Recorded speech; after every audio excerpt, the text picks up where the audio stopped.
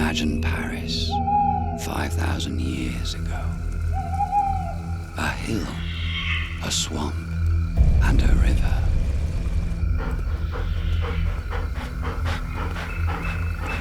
In these wild lands, a lord of the woods roamed unchallenged, feared by all the animals of the forest.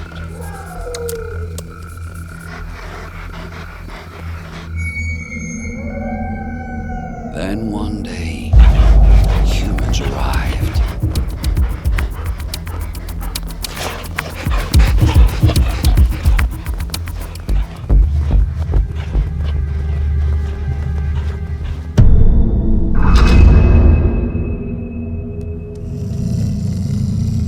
They built defenses against the wolves.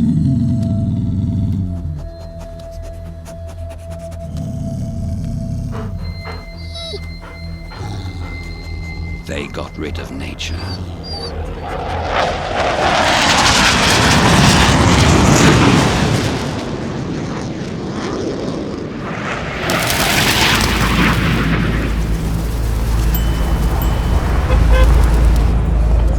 Millions of men and women have come here from all over the world.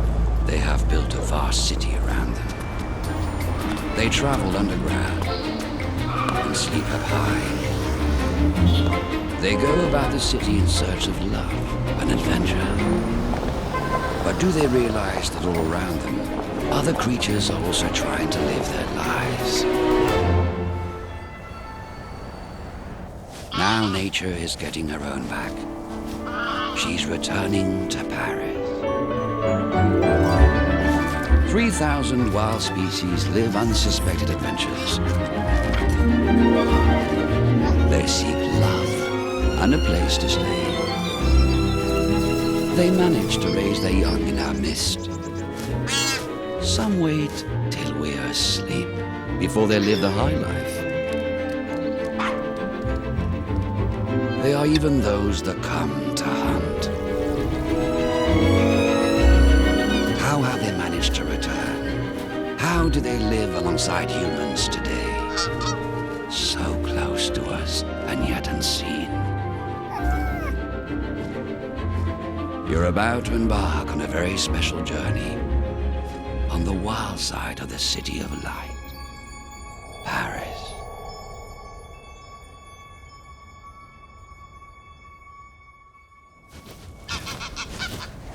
Our story begins with a rather special family. They appear to be a regular family of grey geese. Good old European geese. It's autumn. The parents are leading their 5 young ones to a warm place in the south. As they do every year, they have planned to stop over in Paris. Nothing unusual so far. But who's this? With a little white head and a black bar on her eyes. A bar-headed goose. She's not from here. This goose is usually found in China. So why is she traveling with this European family? They left Sweden 2 days ago and have been flying almost non-stop. Everyone's exhausted. And they need food and a good rest. That's good timing. Not long till they reach Paris. To get their bearings, they use the landmarks they know. The Château de Versailles, for example. They know the city is only 10 minutes flight from here.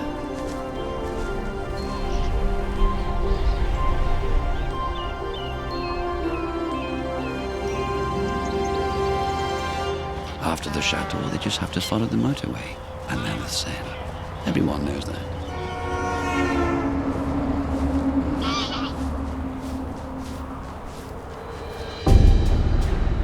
The big city. But Paris hasn't always been so attractive to animals. When the first people came here, it was nothing but a swamp. The Gaulish tribe of the Parisian settled here and lived in the mud. The Latin lutum, or mud, gave the city its first name, Lutetia. Their first task, keep the wild animals out. So they cleared, they drained, they built dikes, they piled up mounds of stone and cement.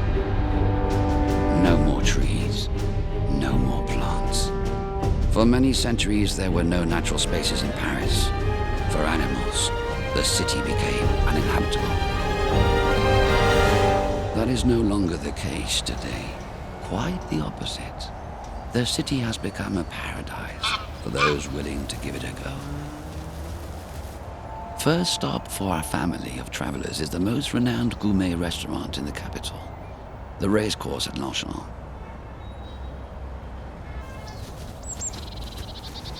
Coming to dine at Longchamp is a real family tradition. Beginning our descent. Final approach. Prepare for landing.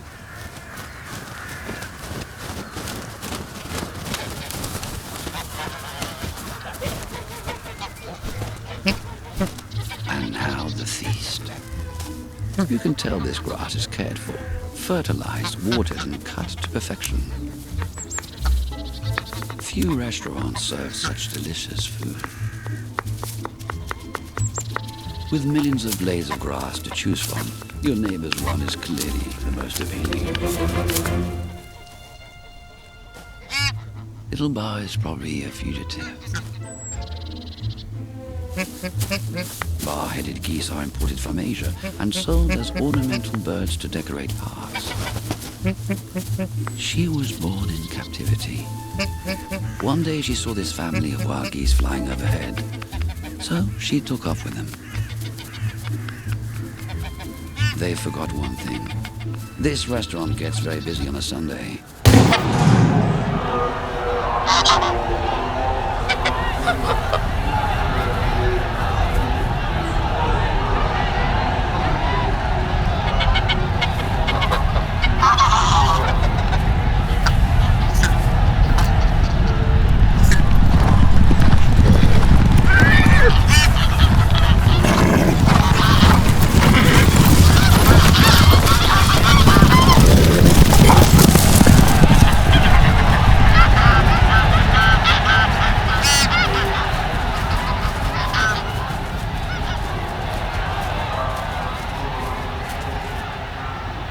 To find a lodging for the night.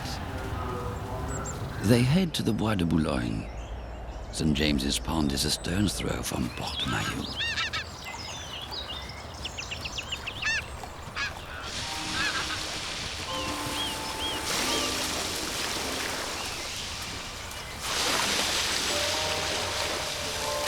It's a first-class establishment. Beautiful quarters where many Parisians come to partake in their odd pastimes. No worries, they're harmless. Little Barre begins by sampling the water. Good news, it's safe to drink. Clearly, our geese aren't the only ones that know about this place. Another family of travelers, Canadians. Strange. A polite greeting. It's a shared space. The premises on offer is a little island in the middle of the pond.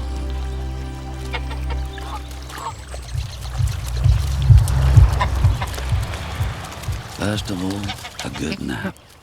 And on one foot, please. This keeps the other nice and warm. We could imagine little Barre's story continues like this. But life always throws surprises in the way. There, on the other bank, another bar-headed goose.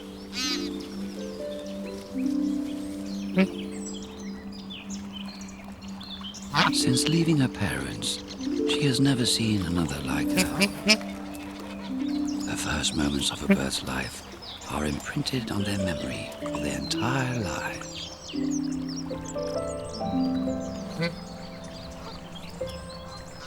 The bar-headed goose's natural habitat is in China and India. Every year they cross the Himalayas at an altitude of 10,000 meters.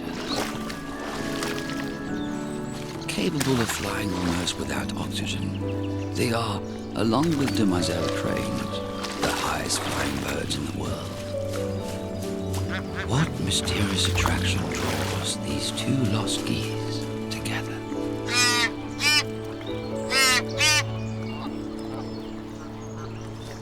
People do have some curious pastimes. One of these brought about the return of trees and plants into this city of stone and cement.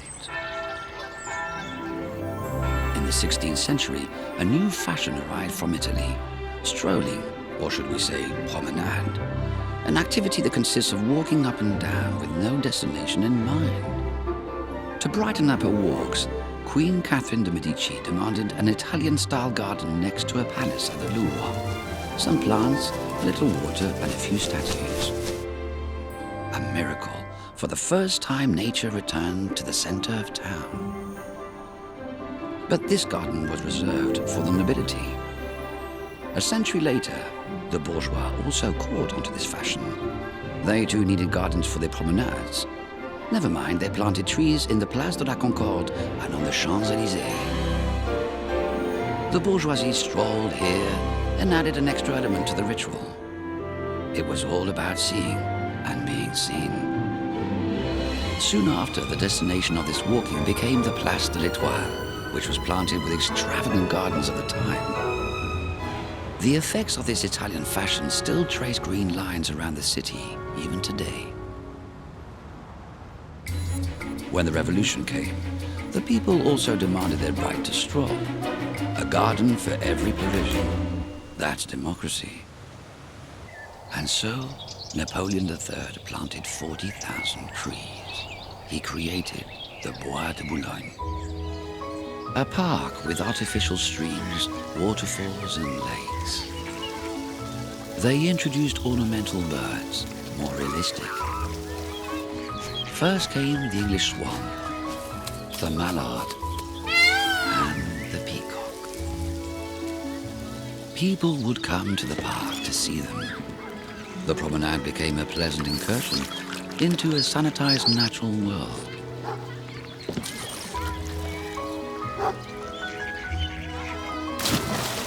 On Sunday, it was the place to be. In Paris, nature became fashionable. But this new wood, free from predators, began to attract others. Wild birds were also tempted to try their luck here.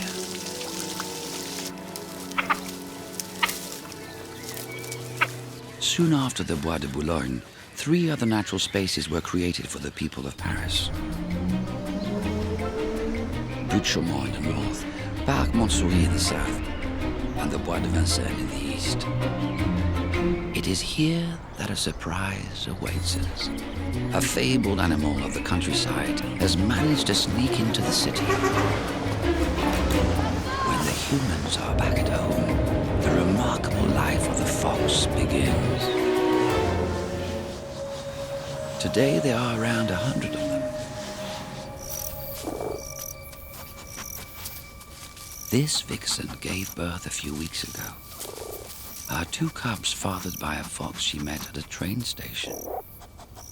But the good-for-nothing had no desire for family life, so now Vixen has become a single mother. She is perfectly adapted to city life. She knows to enter Paris at twilight and leave at dawn with her provisions. Through disused tunnels, she has access to the entire city.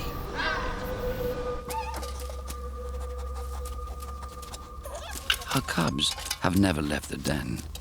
This is their world, inhabited by our leftovers. One of them was born with a handicap. One of his eyes is not capable of distinguishing shapes. His brother always discovers things first.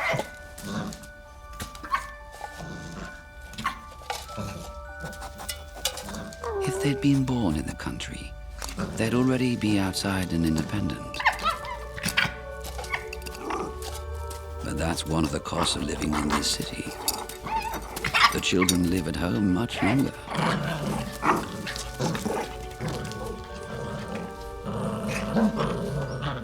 Every night, Vixen goes out to hunt, but she's getting fed up. Her two overgrown adolescents are never satisfied. It's too much work for a single mother.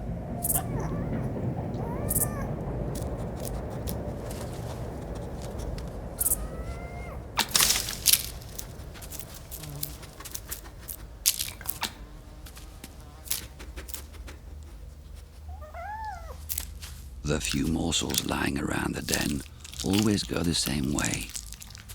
Little cub never gets his share. Waiting for his mother in the hope of a good meal.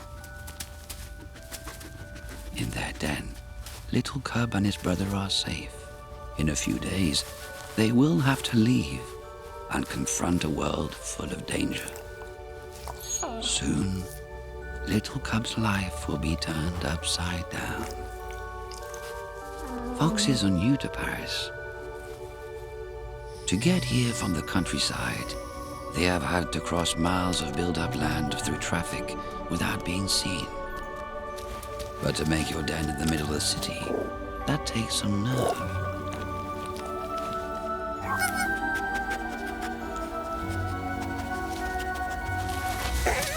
And we still don't know how they do it.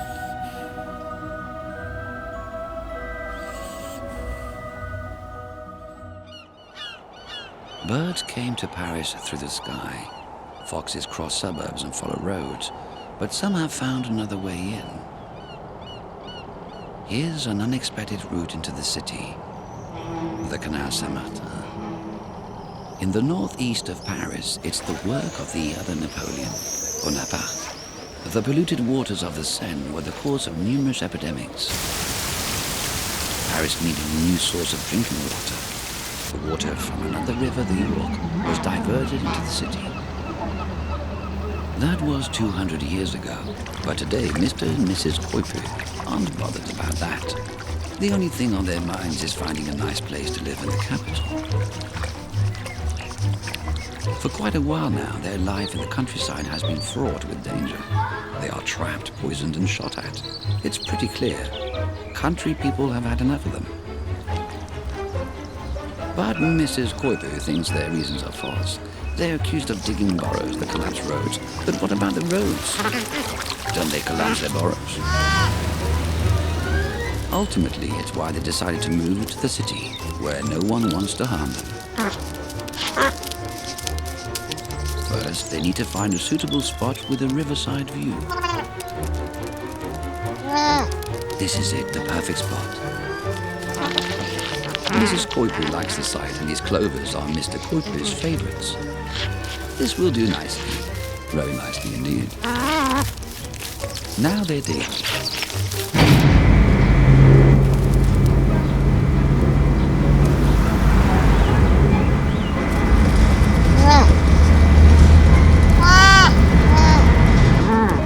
Actually, it's not so safe. Better look elsewhere.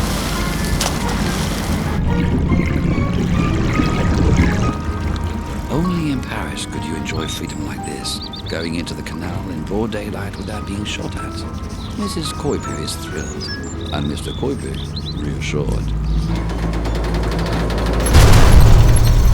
But the city has its secrets.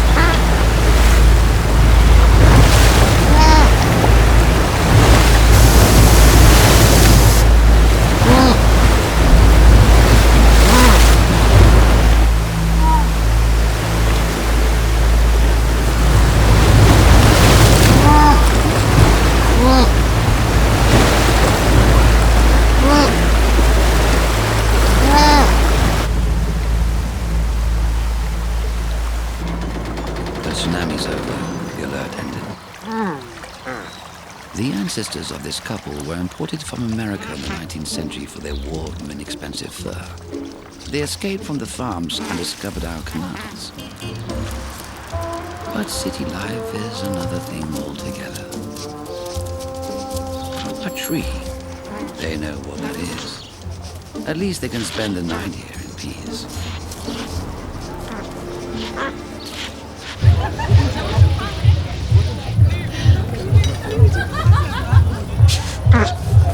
In peace, well, not quite. The din of human life never stops.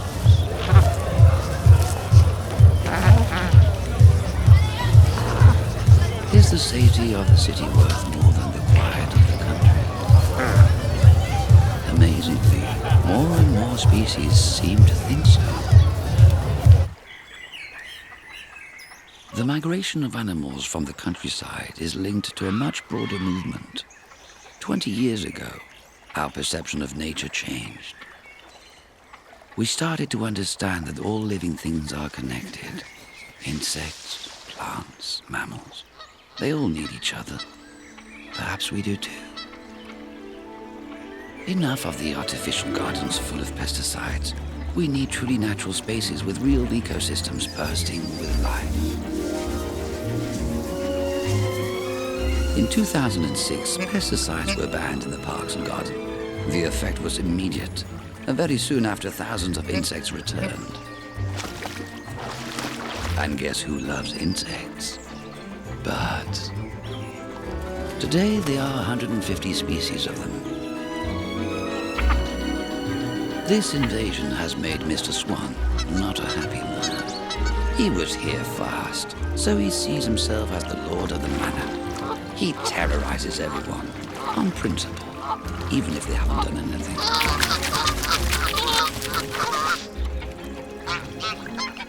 Our geese have been awake since dawn, but it's still too early to fly. They wait for the rays of sunlight to create thermal drafts to carry them up. They straighten their feathers, and they stay close together.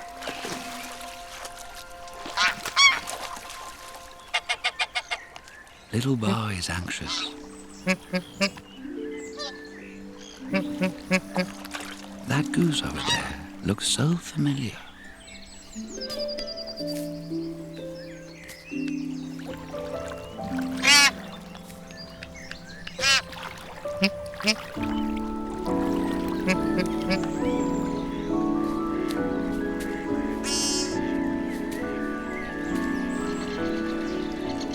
The father gives the signal to leave. She must go. She must follow her family.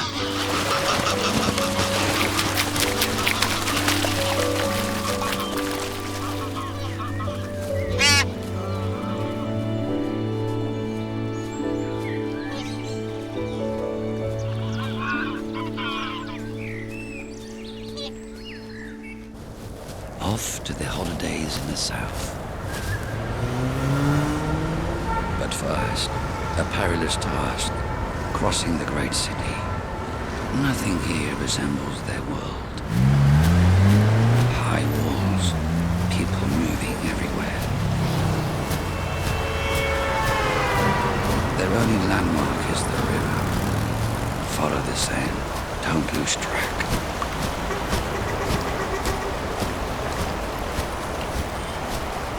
The father holds their course at the front and creates a slipstream for the others.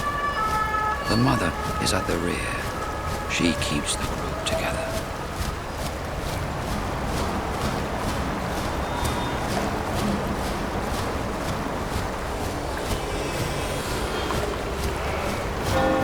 But little Bois is trailing behind.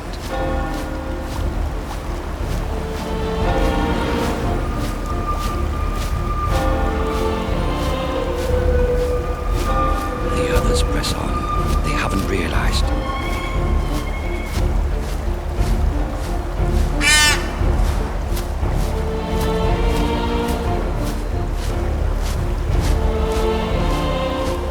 A change of heart. The earth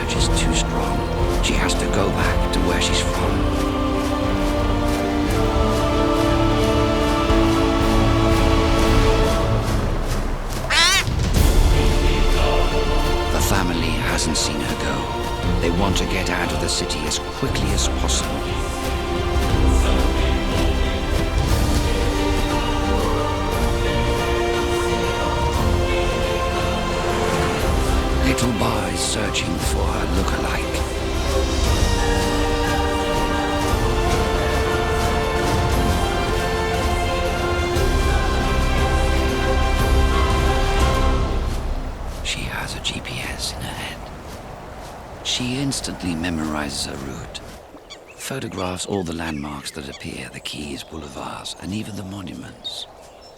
She's able to navigate as if reading a map. Bois de Boulogne? No problem.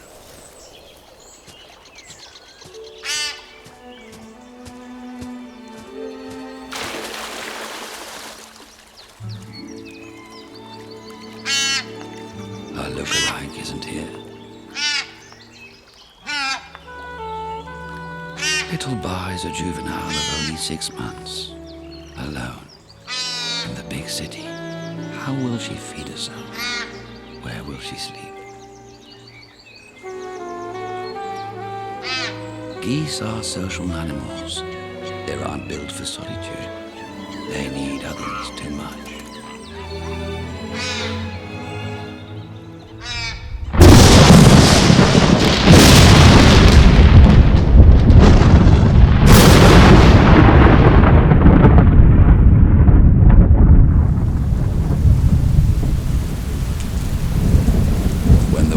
Of the Atlantic fall on the city. Nature reminds us she's there, but all that live here have shelter. Another reason they're here. Life is more comfortable in the city.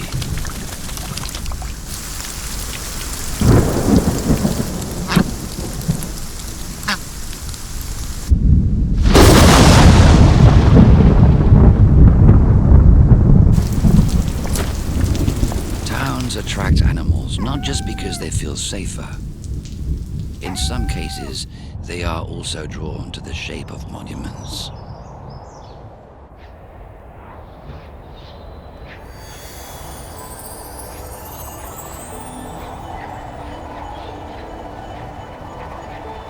The lighting rod of the city. A shield to stop the sky from falling on our heads. At the beginning of the 20th century, the tower rose from the ground and became the tallest structure ever built by man. But in the beginning, all Paris was in uproar about the construction of this steel monster visible from every part of the city. Useless and tasteless, it disfigured Paris. It was supposed to be demolished, but gradually the Iron Lady began to seduce Parisians. Her iconic shape drew the gaze of the rest of the world, like an enchanting lighthouse.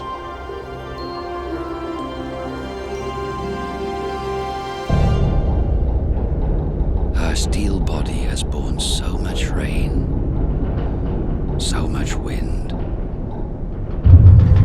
so much laughter and love,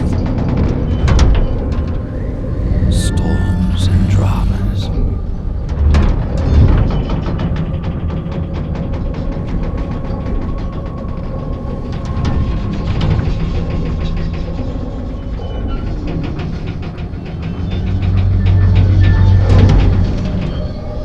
We can't talk about her without mentioning him.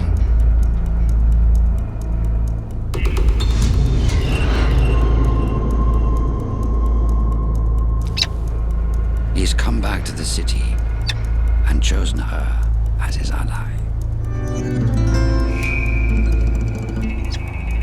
He is the Emperor of Paris, the Peregrine Falcon.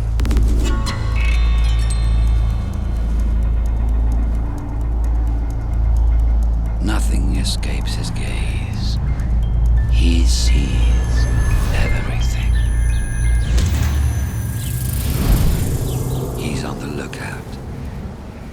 Today's feast.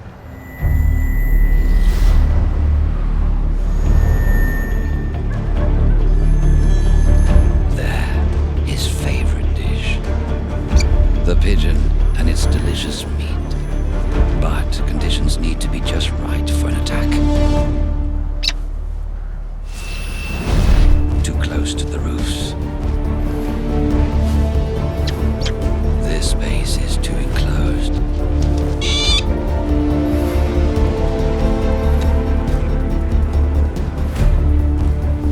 Peregrine is a super bird,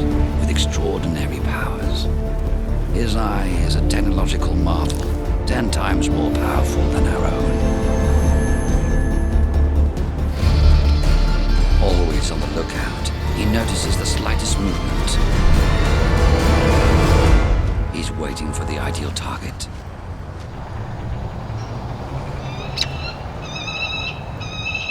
Other peregrines have chosen Paris as their hunting ground. This young female is also on the hunt, but for other reasons. Her prey is this young male. What is he capable of? That's what he's waiting for. Several targets approaching.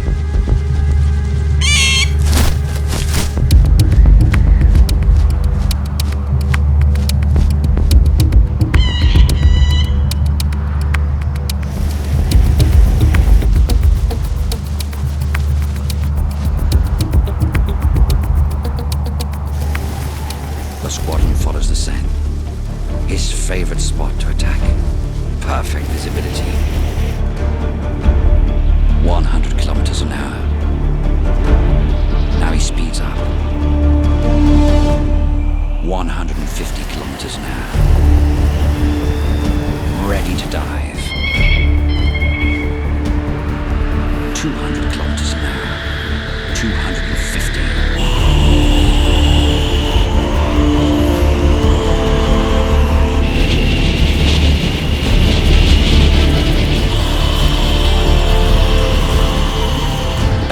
Velocity 350 kilometers per hour.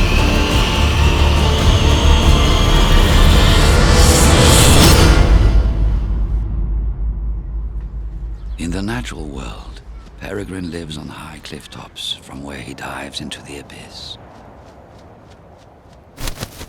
His speed is his main weapon. It allows him to overcome prey larger than himself. He's the fastest bird on the planet. The lady has seen everything. She knows that he will be capable of providing for her young. But before the courtship can begin, falcons engage in the most enchanting rituals.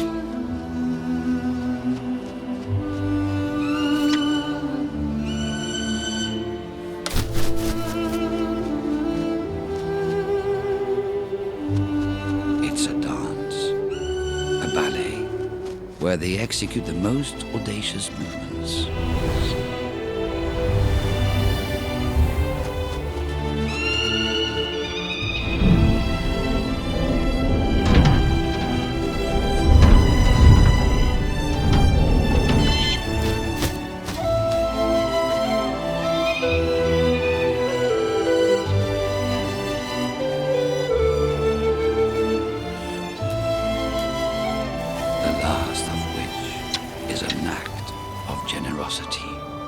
He lets go of his prey and offers it to his beloved.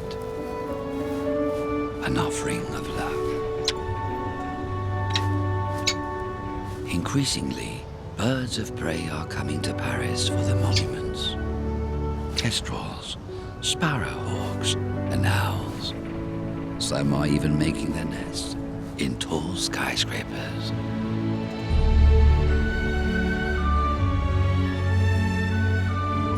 The Champ de Mars. This ancient battlefield was for a long time a field of potatoes. Today it is planted with Turkish hazel, Indian lilac, and Osage orange. You might think that the Parisian fauna is completely French. Not at all. In fact, many of the city's species have been imported over the years from far-off countries. One of the best-kept secrets of Paris's wild world. This is one of the most surprising of all our stories.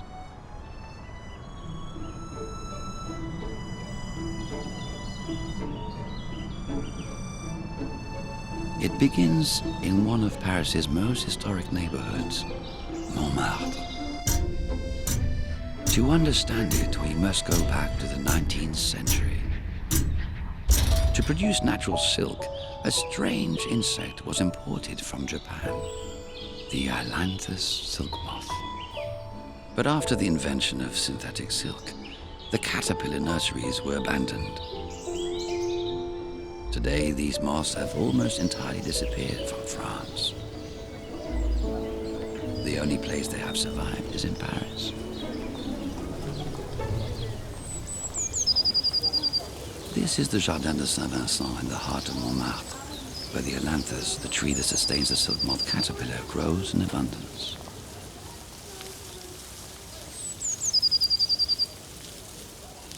The moth breaks out of its silk cocoon.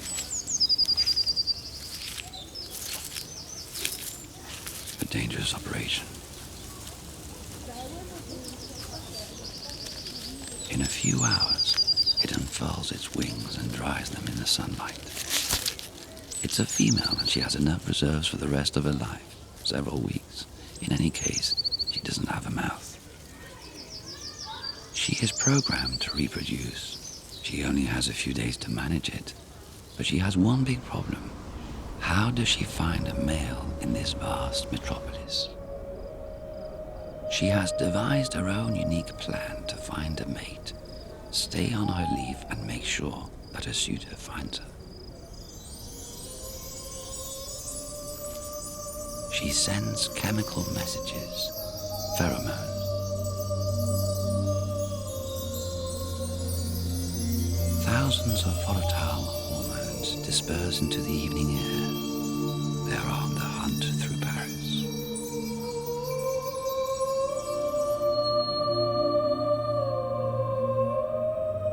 Seven kilometers away from Montmartre, in Parc Montsouris, a male has just hatched.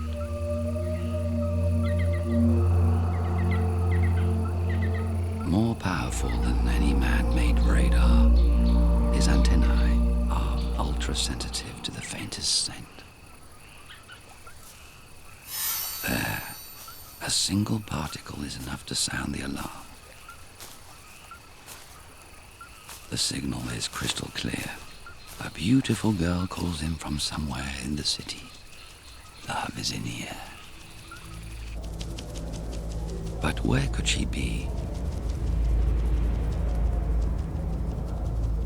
The suitor needs another message to work out his route. Apart from the smell of Parisian diners, he can't smell anything. He flies up over the roofs, flying in wide curves to increase his chances of crossing paths with just one of the lady's pheromones. He has lost a scent and now navigates by sight. To get his bearings, he heads in the direction of the moon. But sometimes the moon isn't the moon.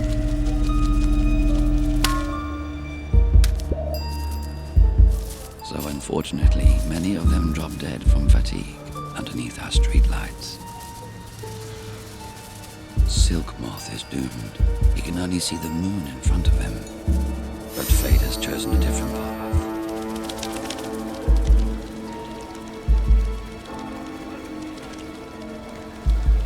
He's used most of his energy. Fatigue is setting in.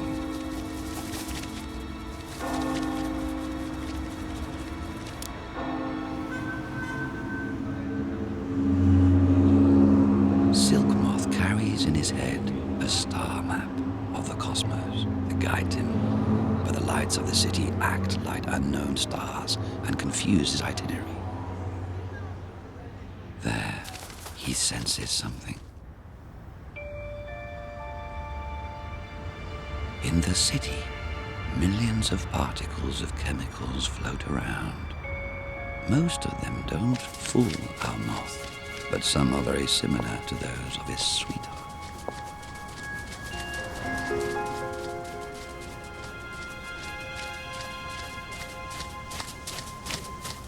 Sometimes, our own perfumes imitate those of nature. But on closer inspection, silk moth can tell the difference.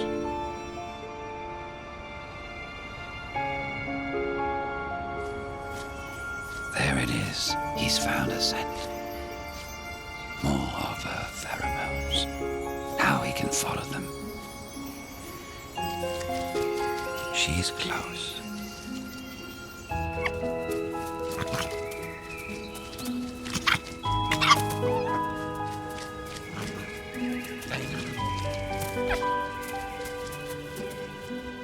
After so many trials, he has completed his nighttime marathon. Mating lasts several hours, the culmination of the life of the male. His last energy is spent inseminating his mate.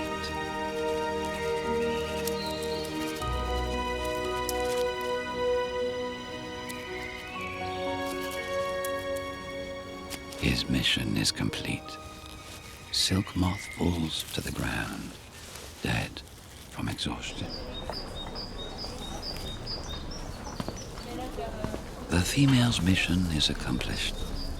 Her love potion is irresistible. Now she can plant her eggs on the leaves of the ailanthus. And so this Japanese moth continues to live under the Parisian sky. Little Barre is also an Asian import, but bar-headed geese in Paris are few and far between. On the other hand, one can always find company, even if it's unwanted. For the last few hours, a rather strange gentleman has shown quite an interest. What exactly does he want? He doesn't seem to understand the situation. This little gentleman is a mallard, not a goose. In Paris, sometimes the natural order is slightly modified. You have to mix with some pretty unusual types.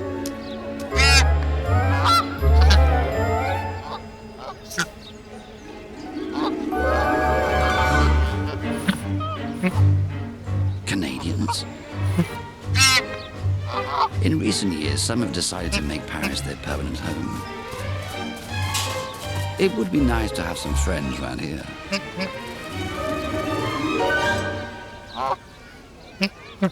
Will they accept her?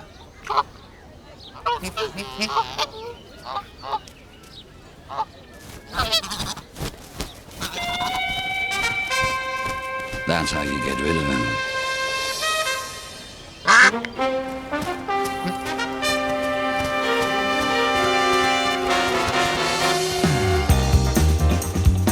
These Canadians must be real Parisians.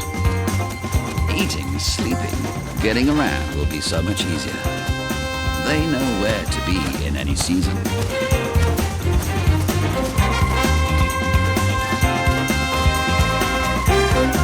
It's the start of a new life.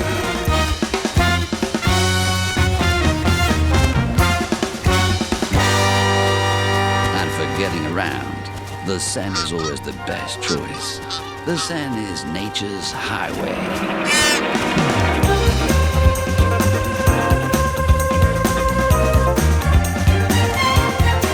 Crossing the city in 2 minutes. Most Parisians can only dream of that.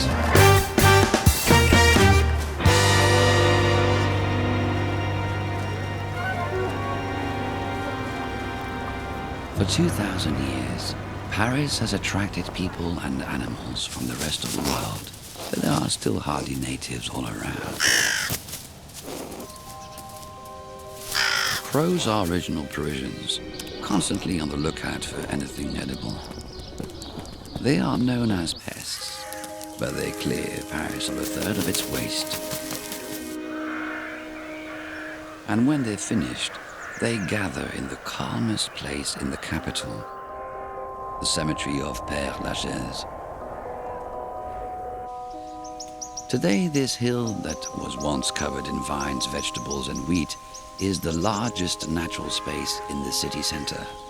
And all these animals aren't wrong. It's very peaceful here. The crow rules this domain, but cannot stand intrusions by its sworn enemy, the fox.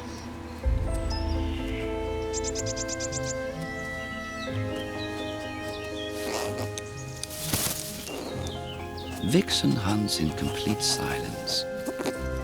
Very dangerous if you're not careful. Missed.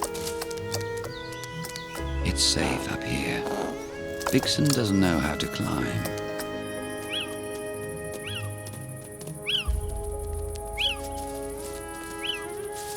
Tonight, she'll return home empty-handed. It's time for her two greedy boys to learn to feed themselves.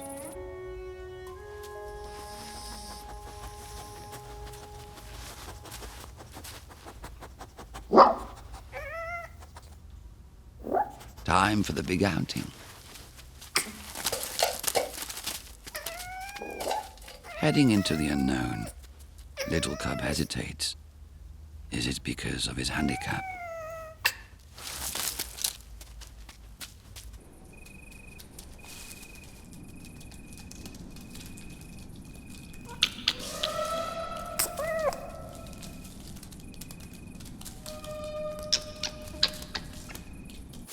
First, they must cross a few paths on the way to the main roads.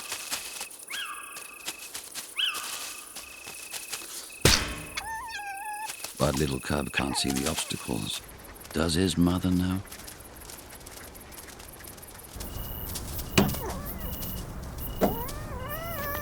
The Petite Ceinture and then the big city. Thousands, millions of rodents await. A feast.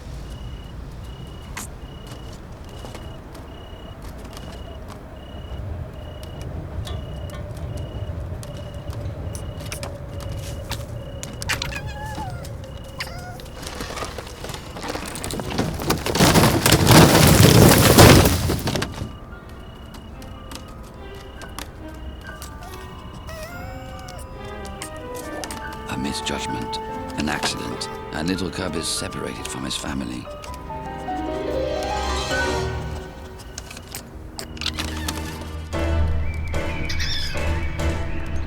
He hasn't realized how bad the situation is. Right now, little cub is starving. He may not see well, but his nose certainly works.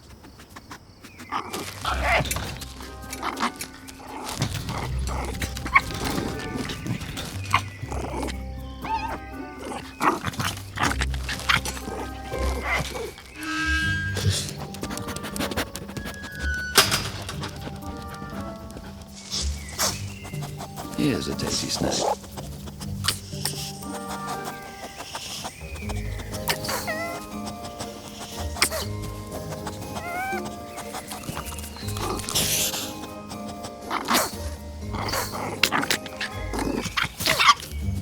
Too complicated.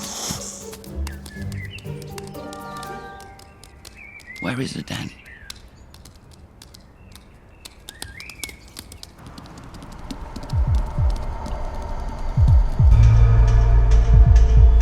Paris is waking up. What are those strange noises?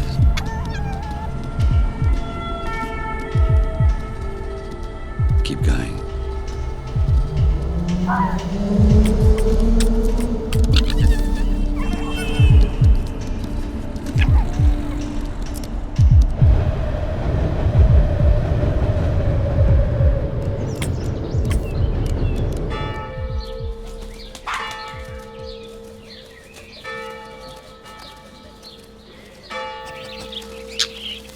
This seems like a safer place, with a tantalizing smell of chocolate.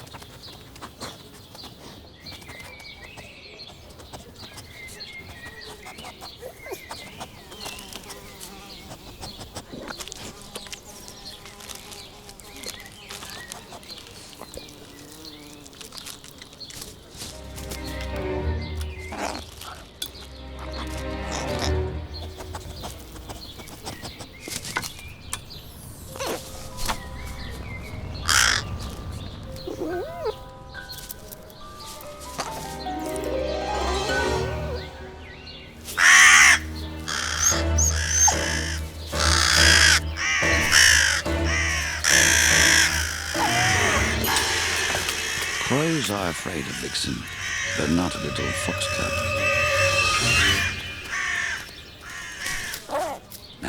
are in charge.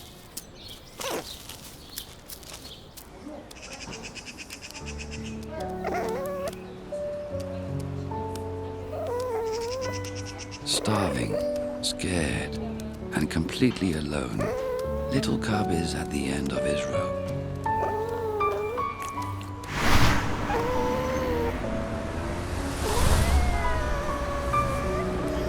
He has to wait for nightfall.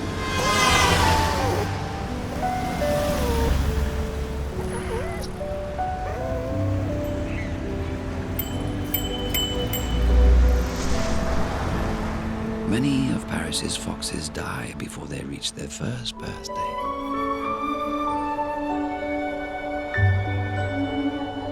And even if they pass that milestone, their average life expectancy is 3 years.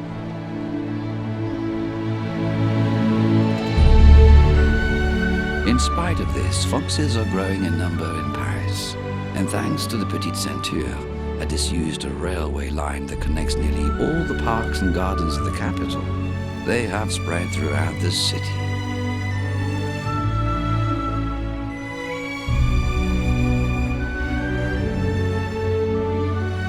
For him, just like for the other animals, one day the only food around will be in the trash. Winter arrives suddenly. Most of the settled birds are used to the cold. But for little Barre and her 2 Canadian friends, it's another story.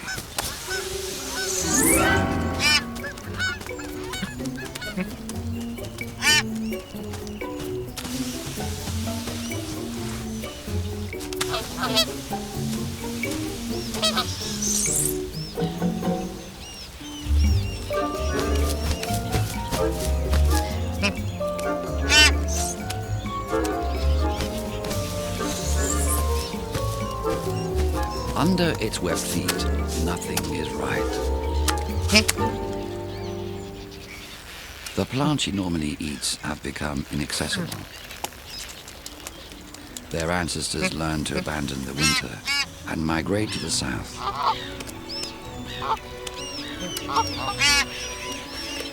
Luckily, there are kindly Parisians to make sure they're fed.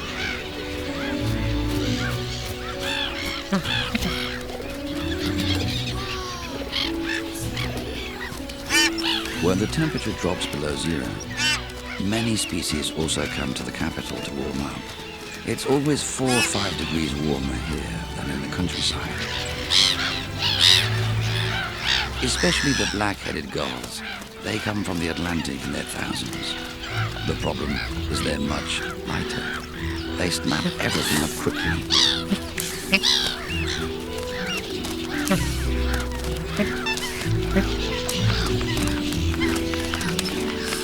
Even Mr. Swan is keeping a low profile. The heavier birds are at disadvantage.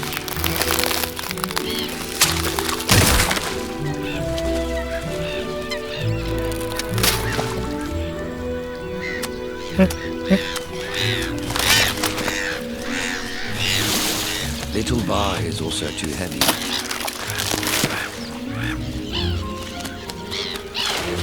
Better to get back to the grand old river. It never freezes.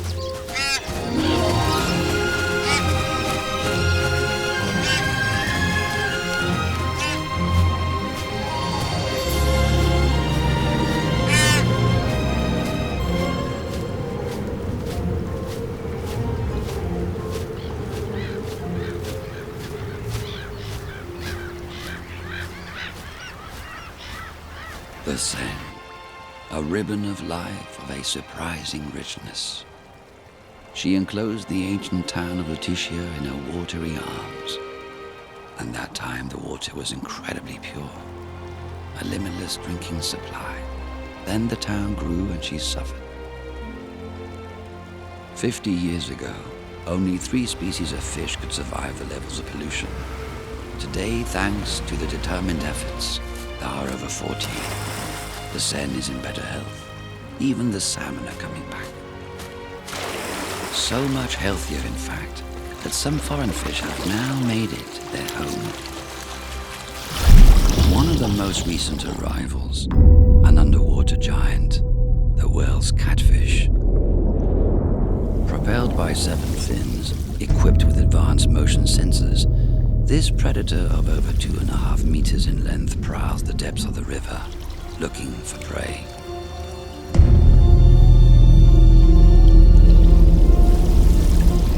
It can locate any living creatures within 20 meters. It came from Hungary via the Danube and colonized the Seine. The Hungarian hunts anything that moves, roaches, frogs, and even pike. An ultra-precise radar with huge jaws.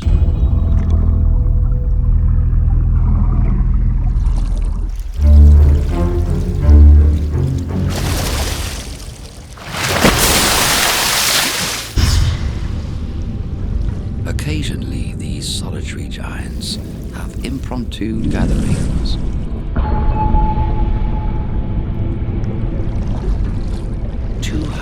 Individuals of more than 100 kilos each, 22 tons of catfish in a few square meters. What are they plotting? They are exchanging information, but what that is, no one knows exactly. And then they disperse.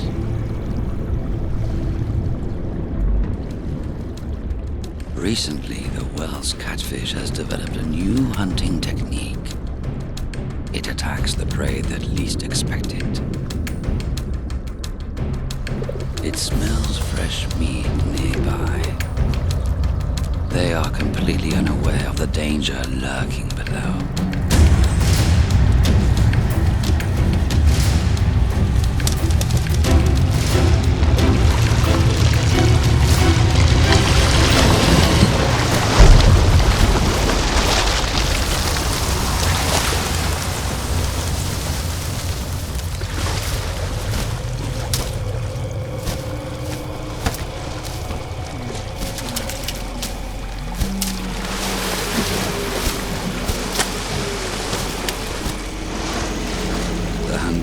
Voracious and is even capable of eating his own.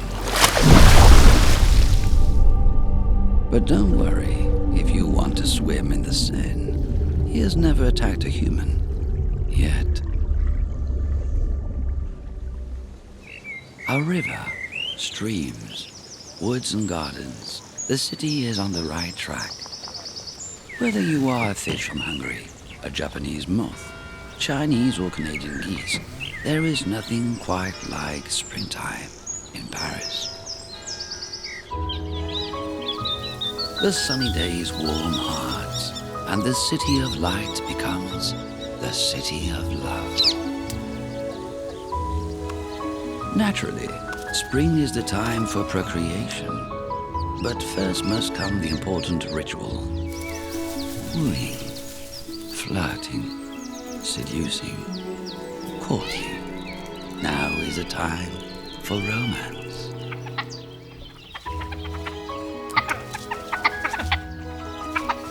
The champion of the courtship ritual is the great crested grebe. They test their charm, synchronize their movements in harmony.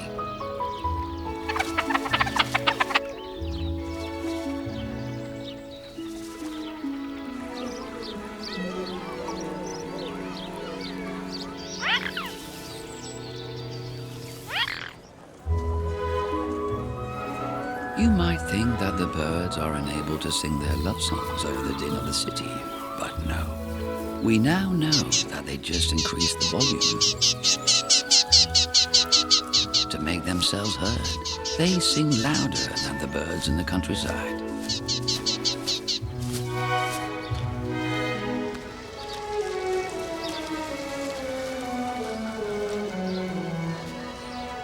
In the gardens of the Tuileries, little migratory birds from Africa come to nest under the arches of the Carrousel.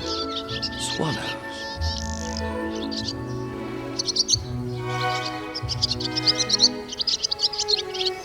They chose this site for its fabulous architecture. Our buildings are too smooth. The intricate decoration is perfect for building a nest. This site is also one of the most fiery in France. In the past, hunters led from here to hunt wolves, in French le loup, hence the name, the loup.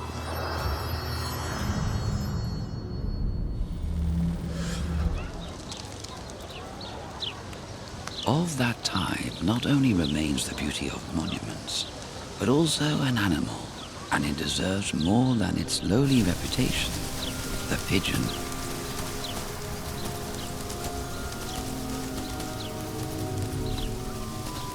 In the past, they lived in people's homes. Every house had its own coop. These companions served as either messengers or meals. There was always a pigeon to eat at home. After the First World War, people stopped training them and they were thrown out onto the streets. But these pigeons prefer to stay near us.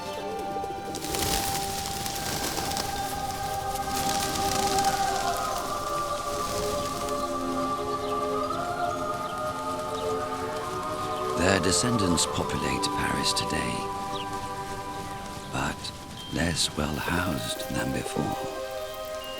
Abandoned, they nest where they can, under bridges and under gutters. They shiver through the winter and are cursed all year round. All that just to stay near us. But when the season of love arrives, the 80,000 pigeons of Paris forget their troubles and begin to coo. There are several different species of pigeon. The wood pigeon, with his white collar, is a gentleman recently arrived from the countryside. He thrives in the urban environment, but prefers to live in trees. The other is the feral pigeon, with his orange eyes. This long-time Parisian has an incredible memory for people and places.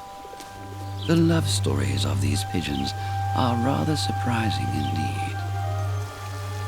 Mr. Wood Pigeon is an old-fashioned romantic. Every spring he makes a point of seducing his beloved once again. These two have been together for years, but this old couple aren't slipping into a routine. Mr. Wood Pigeon begins with his most beautiful song. The female seems impressed, as if it is the first time.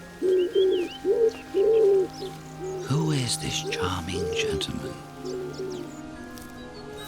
Then he gets to work renovating the nest. Well, he pretends to.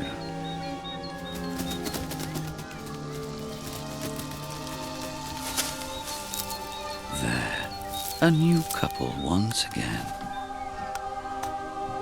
Isn't it lovely to act out the first moments of a new love once more? It strengthens bonds and reignites their desire. They will stay together their entire lives.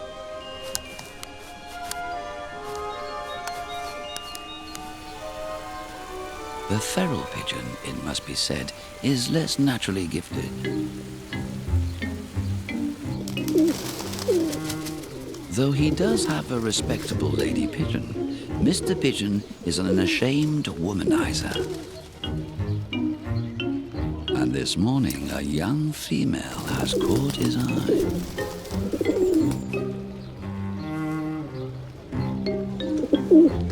A graceful young pigeon, if a little superior.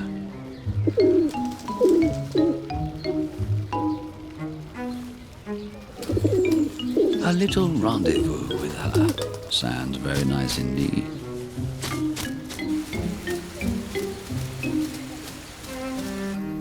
But our pigeon isn't quite a Casanova, he thinks.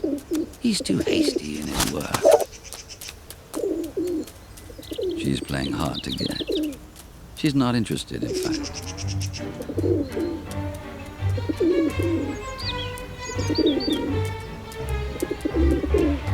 He strutted, puffed out his neck. She's unmoved. She's seen enough. A real loser. Is he going to leave her alone?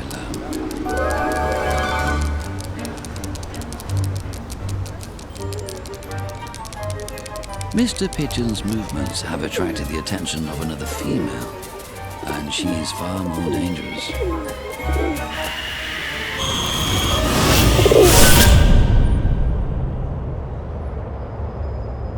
Adultery is commonplace among feral pigeons. Wood pigeons wouldn't dream of it. By the end of spring, all the couples have been formed, and their offspring is on its way. But little Barre hasn't found another of her species. Migratory birds have been known to form mixed couples with other species, and that could have happened had an unusual event not taken place. A flight of Canadians. Then a second.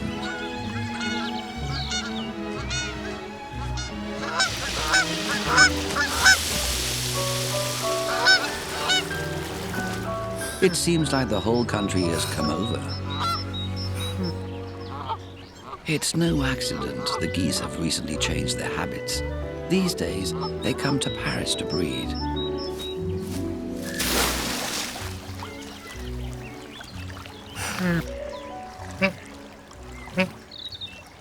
Little Barre thought she might have some new friends, but reality soon kicked in.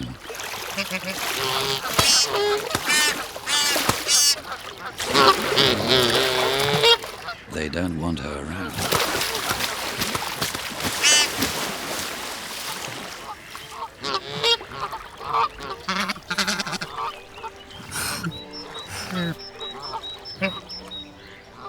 Alone again.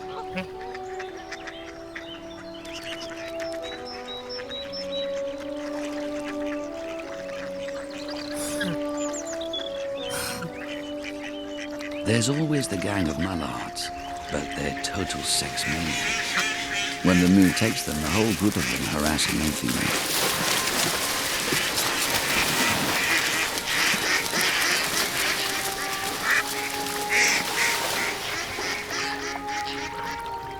An unpleasant moment for the young duck, but she knows they'll wear themselves out.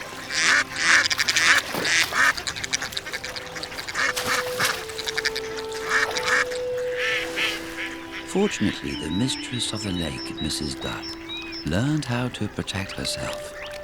She has taken 2 lovers. The advantage of having 2 lovers is that each is jealous of the other. They never leave her side. Her bodyguards. Clever duck.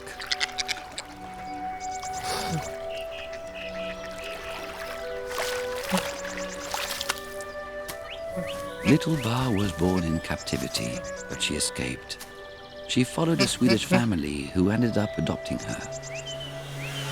A year ago, she found herself alone in the big city. She had made friends, good friends from Canada. She has adapted to the city, but still has no family.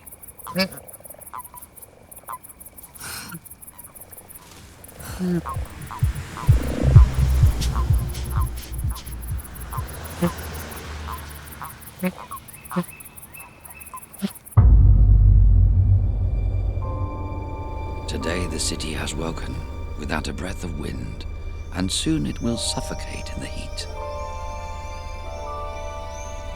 Everyone is trying to get cool, looking for a shady spot.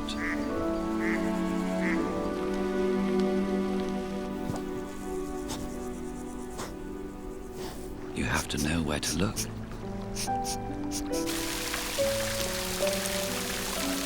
In the past, there were no trees in the city. The heat was so stifling that the decision was made to plant them. Osman came up with a solution. For the trees to survive, he surrounded the base of their trunks with grills to protect their roots. Plane trees, lime trees, haws, chestnuts, they all provide us with shade, coolness, and oxygen.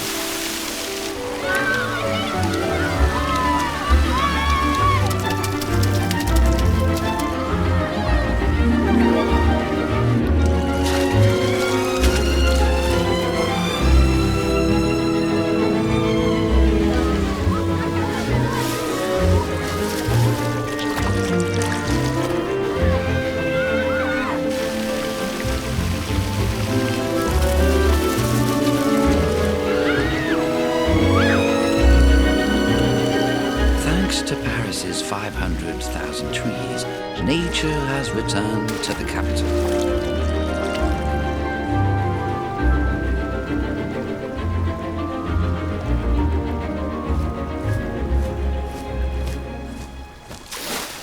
By building up the city, people wanted to distance themselves from nature. But it became uninhabitable. And so, for their well-being, they began to reintroduce natural elements. Without intending, they opened the door to the world they had chased away. Weeds managed to force their way between paving slabs and tarmac for their place in the sun. The animals returned by sky, water, and land. A natural movement that started without our help. There's a new fashion in town. Suddenly, Parisians want their own small natural spaces, a balcony, terrace, or just a pot. Today, Paris's citizens plant, water, and care for their flowers. Without realizing, they are contributing to the natural renaissance. This human activity has had a very unexpected consequence. Animals have found out about this and have come to live in the city in their thousands.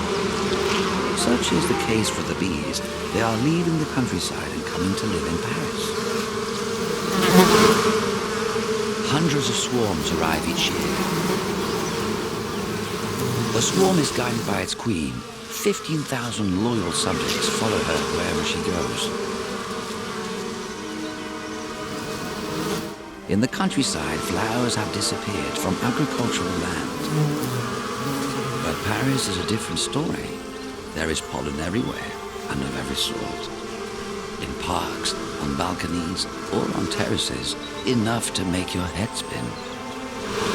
Paris has become the bees' Eldorado.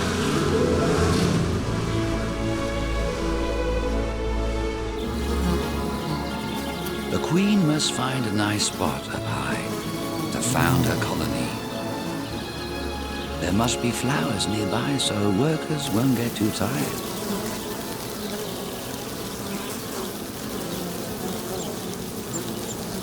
When a wild swarm is discovered too close to humans, the expert is quickly called in, the beekeeper of Paris.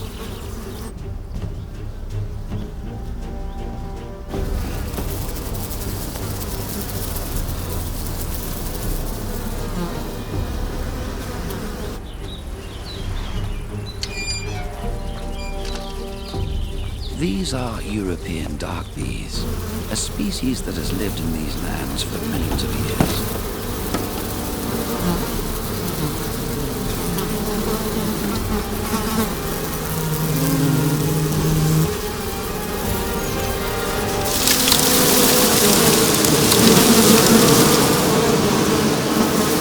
They are rural, but very productive and very gentle.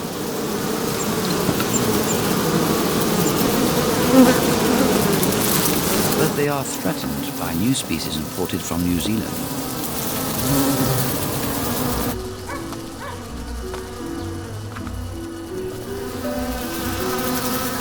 To encourage the growth of the dark bees, a rather unusual plan was hatched: to install hives in all available spaces on the roofs of monuments, museums, and hotels.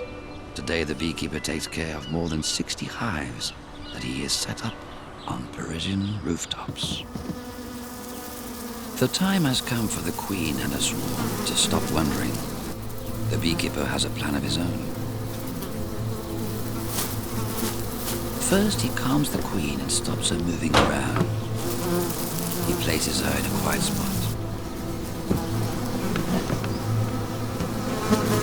Then he steals parts of her colony and takes them away.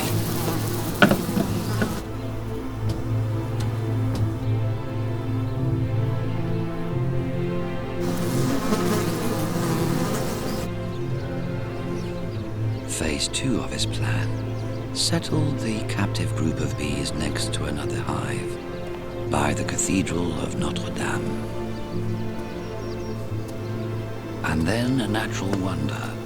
The captives quickly realize that they have lost their queen and immediately begin conceiving a new one. There, a new queen. Now to introduce her to some males. The queen mates only once in her entire life. In a few minutes, she receives millions of sperm cells from the males. Then, Her Majesty enters the hive, never to leave again. A queen can give birth to 2,000 bees a day. By the end of her life, she will have brought 2 million bees into the world.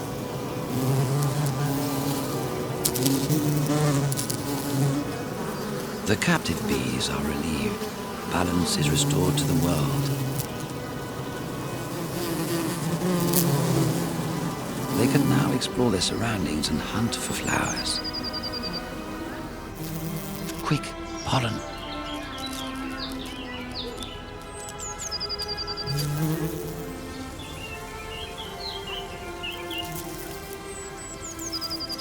We know that today the bees of Paris are in better health than the bees in the fields.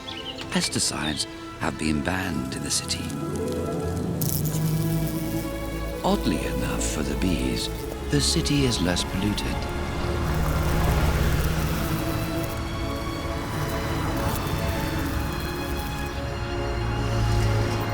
And their honey? Well, honey from Paris contains an exquisite mix of aromas from all over the world. Orange blossom, lemon, chestnut, lime, and all the many colorful flowers grown on balconies.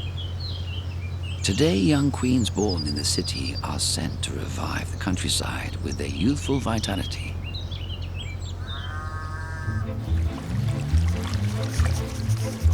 Mr. and Mrs. Koipu still haven't found their new home. She's pregnant, and he needs to find stable lodging soon. They've just about had enough of the homeless life. Normally, Koipus live in harems, 3 to 5 females to 1 male. But this female has other ideas. Here's a burrow, already dug. Lots of space, a few tunnels with direct underwater access. It's perfect. Rats! Oh no, not them.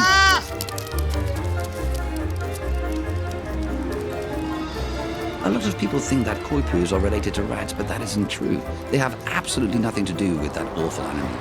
Koipus are related to the beaver, and they don't share their burrows with rats. For that reason, they've now gone 2 days without sleep.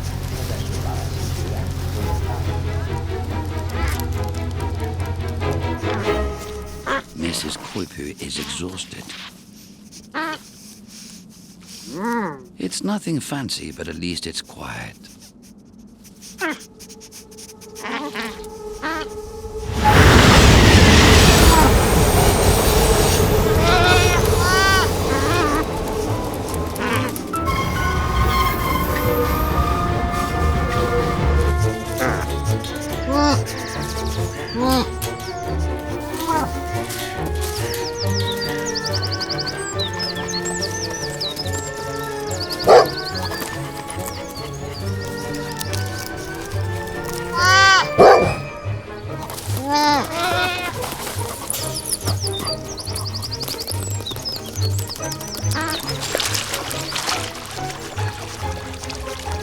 Often, when you've given up all hope, that's when you find your answers. An island sheltered from the outside world.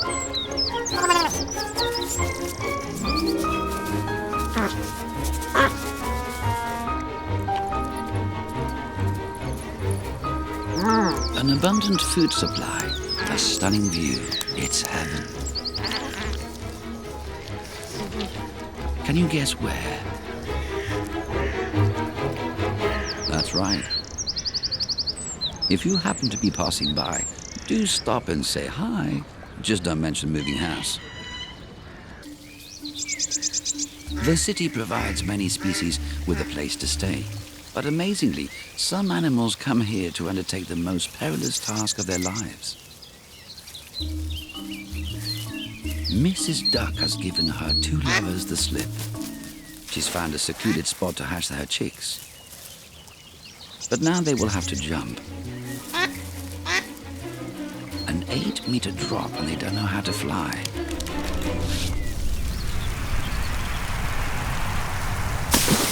They are only a few hours old and yet incredibly bold.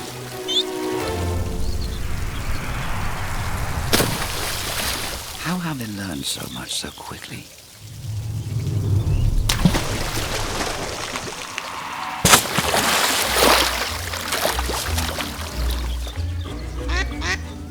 But there's always one more fearful than the rest.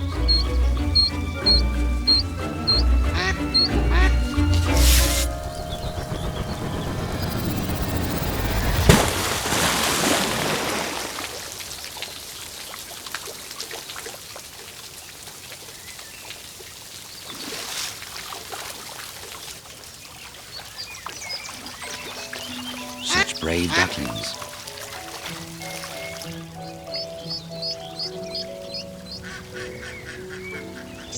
A year ago, little Barre had to leave the nest too. Like this little grebe, she too lived in the comfort of her mother's feathers. Her father went out for food, but it was her mother that put it in her beak.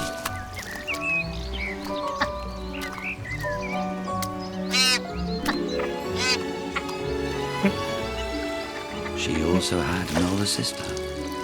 There was always a bit of jealousy, but it all worked out. It was a long time ago, but little Barre can never forget.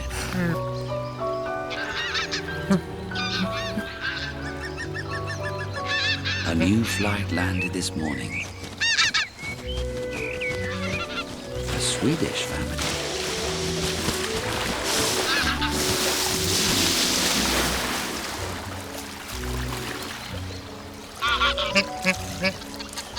Little Barre recognizes their voices. It's her adopted family.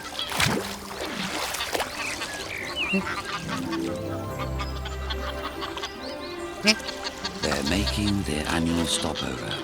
They come from Sweden and are heading south.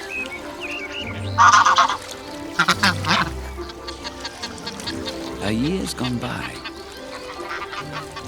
Now little Barre can leave.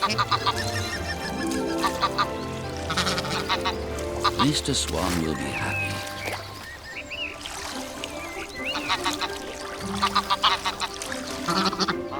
Goodbye, Canadian friends.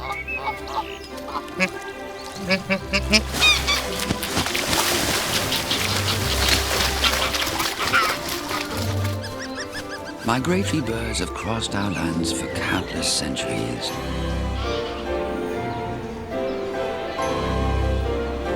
Their presence is a sign that the cities are changing. But where is it all heading to? What will our cities look like in the future? We know that contact with nature improves our health and our quality of life. It changes everything.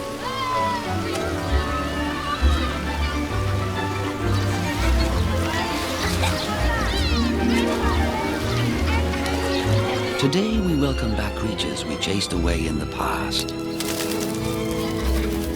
We are trying to persuade them to come back and live among us.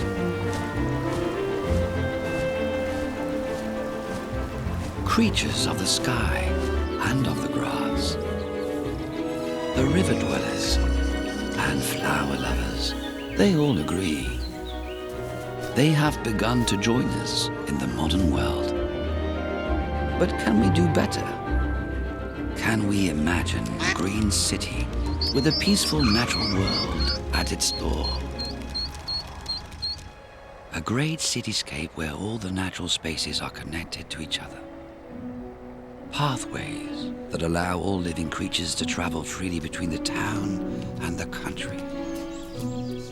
Could we hope that some of the most timid inhabitants of our forests should come to feed in our parks, romance beneath our windows, walk in our squares?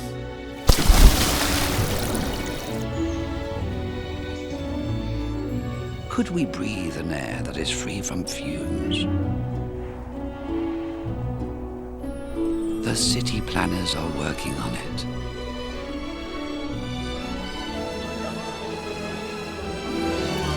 In several large cities, the movement has already begun. Montreal, Brussels, more human, more connected to the living world. The race for the city of the future is on.